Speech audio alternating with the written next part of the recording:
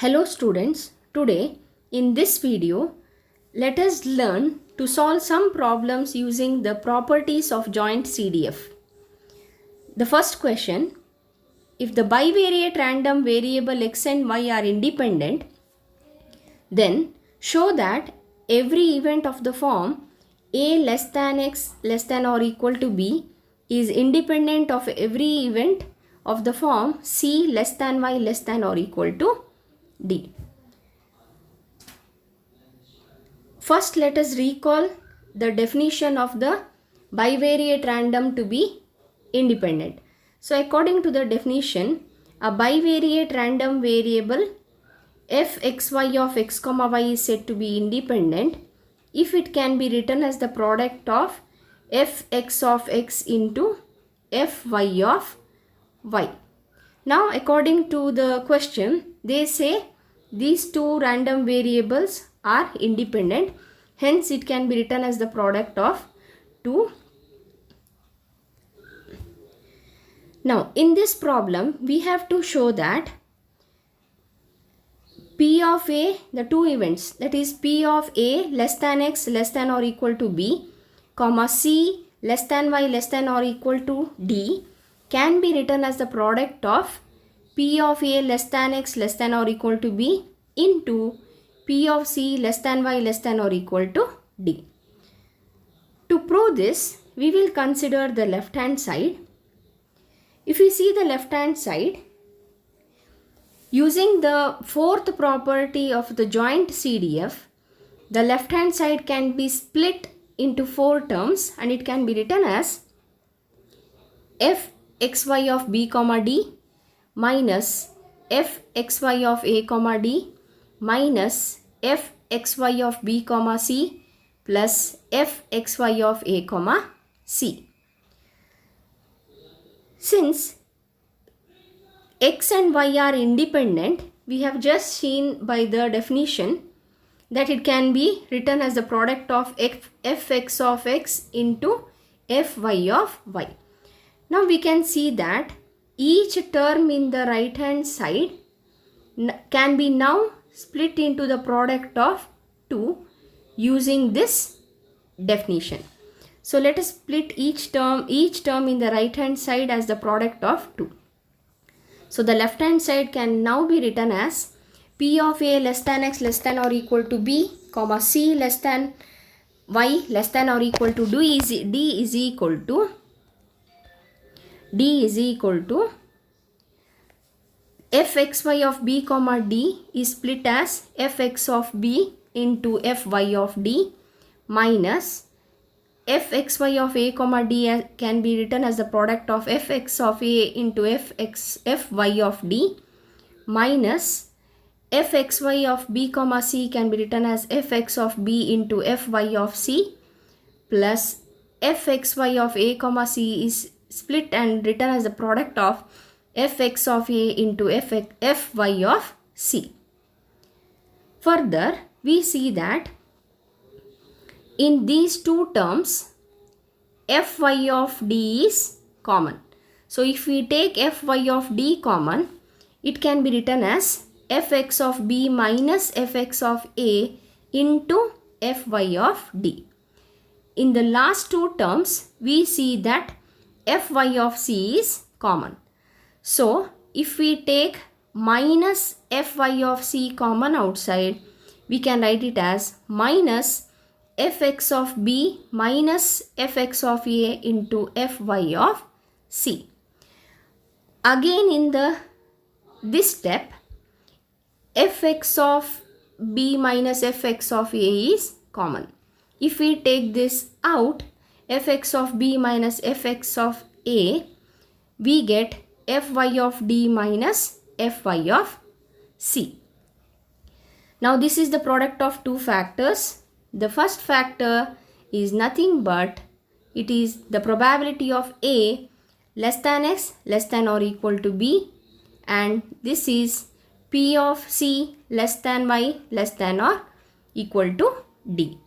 So this was the required result. Hence we have proved that P of A less than x less than or equal to B, comma C less than y less than or equal to D is equal to P of A less than X less than or equal to B into P of C less than Y less than or equal to D. Let us move on to the next question.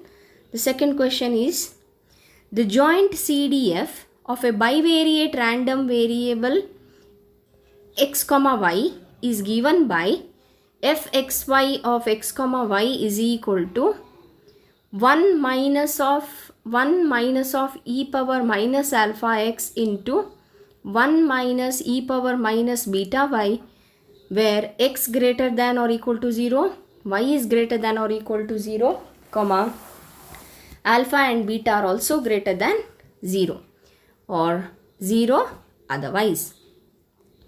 Now we have to find the marginal CDF of x and y. Show that x and y are independent. We have to find P of x less than or equal to 1, y less than or equal to 1, P of x less than or equal to 1 and P of y greater than 1, P of x greater than x and y greater than y. Let us see how we can solve these problems. So, in the last video we have already seen the definition of the marginal CDF. How we can write the marginal CDF when the bivariate random variable x and y are given. So, let us recall the definition. The marginal CDF of x can be written as fx of x, which is equal to fxy of x comma infinity, which is nothing but 1 minus e power minus alpha x for x greater than or equal to 0 or 0 otherwise. Similarly, the marginal CDF of y can be written as fy of y, which is equal to fxy of infinity comma y, which is equal to 1 minus e power minus beta y for y greater than or equal to 0 or 0 otherwise. So we have got the first question. The second question is we have to show that x and y are independent. So let us see this. So let us consider the bivariate random variable fxy of x comma y. Fxy of x comma y can be written as fxy of x comma infinity into fxy of infinity comma y. Just in the previous step we have seen this is nothing but fx of x into fy of y. Since fxy of x comma y can be written as the product of fx of x into fy of y, x and y are independent. So let us move on to the next sub question. We have to find p of x less than or equal to 1 and y less than or equal to y. That is nothing but fxy of 1 comma 1. So in the definition, in the place of x we will put 1 and in the place of b we will put 1. So the resultant answer is 1 minus e power minus alpha into 1 minus e power minus beta. Now we have to find p of x less than or equal to x. So here we will consider the definition of the marginal CDF, that is fx of x is equal to 1 minus e power minus alpha x. So in the place of x we are going to put 1. When we put x is equal to 1, we get 1 minus e power minus alpha. The next question is we have to find p of y greater than 1. Remember, here we can find the answer only when we get it in terms of p of x less than or equal to x or p of y less than or equal to y. Somehow we'll try to bring it in these two forms.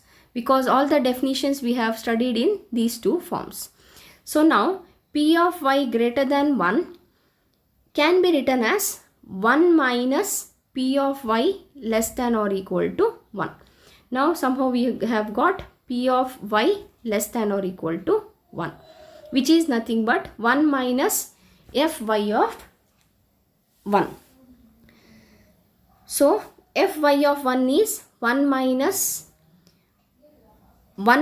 e power minus beta, where 1 and 1 cancels each other.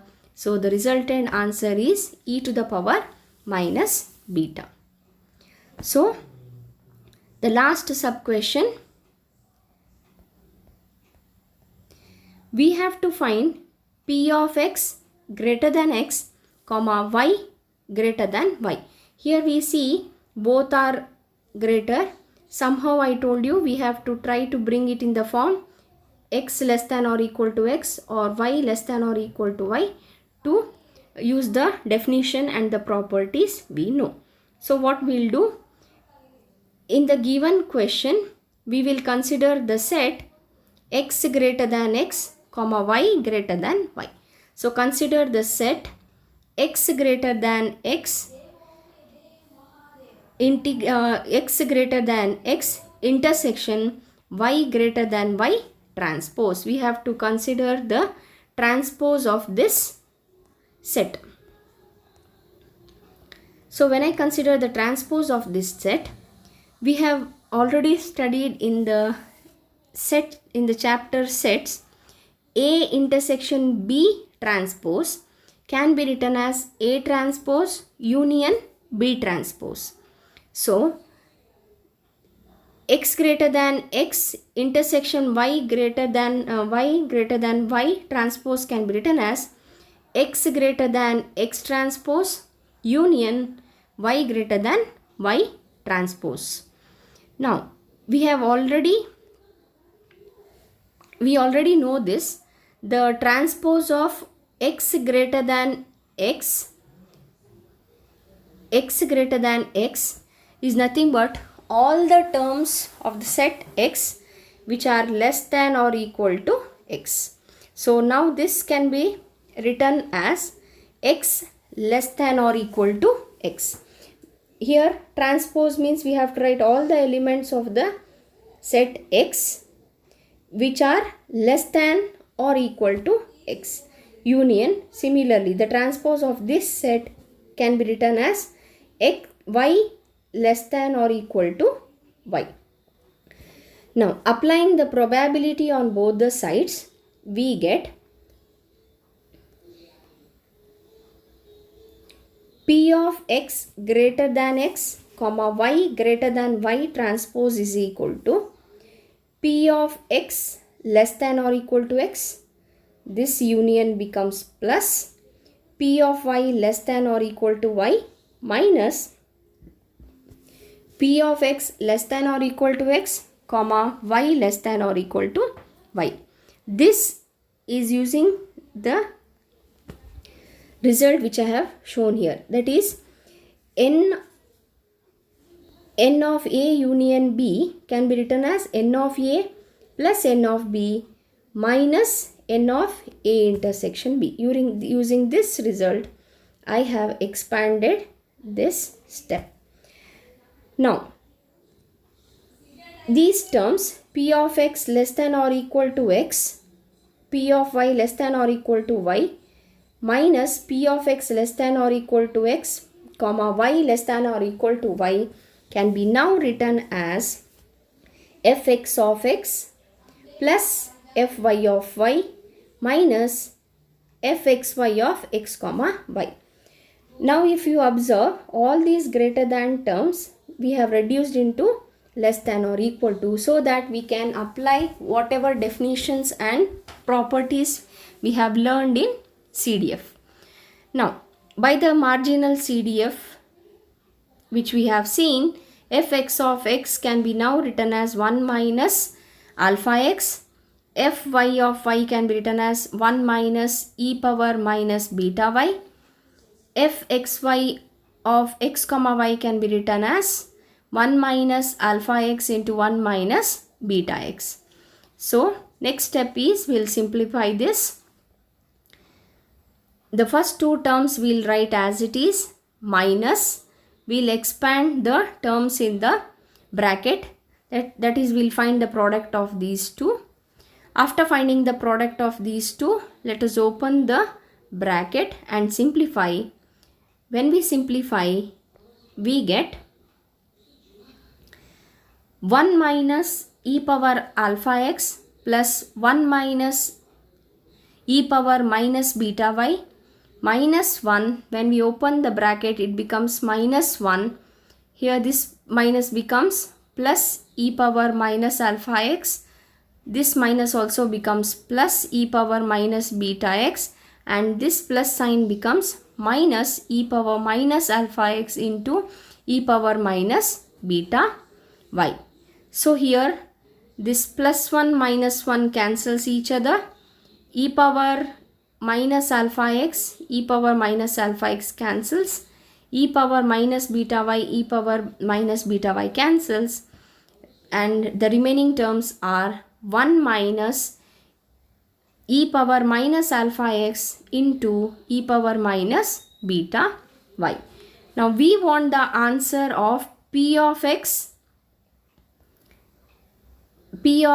greater than x, comma y greater than y. That means here we have found the transpose of this. So if we want p of x greater than x, y greater than y, we have to subtract it from 1. So we get 1 minus p of x greater than x, comma y greater than y transpose. So when we subtract 1 minus of 1 minus e power minus alpha x into e power minus beta y, 1 cancels each other, giving the answer e power minus alpha x into e power minus beta y. This is how we can solve the problems using the properties of joint CDF. Enough for this video. We'll move further in the next video. Thank you.